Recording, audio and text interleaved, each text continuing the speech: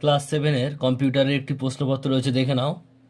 তো তোমাদের 1-এর দাগে রয়েছে সঠিক উত্তরটি, নিচে দাগ দাও। এখানে তোমাদের 6টি প্রশ্ন আছে এমসিকিউ টাইপ, 6 নাম্বার। নেক্সট দেখো 2-এর দাগে রয়েছে সত্য মিথ্যা। এখানে তোমাদের 4টি প্রশ্ন রয়েছে, 4টি করতে হবে, 1 করে মোট 4 নাম্বার। এরপর তোমাদের 3-এর দাগের এখানে দেখো বাম পক্ষ আর ডান পক্ষ মেলাও। এটা তোমাদের 5টি আছে, 1 করে মোট 5 নাম্বার। এরপর তোমাদের রয়েছে দেখো 4-এর দাগের যে কোনো 5টি প্রশ্নের উত্তর করতে হবে। এখানে 2 করে মোট 5 × 10 নাম্বার।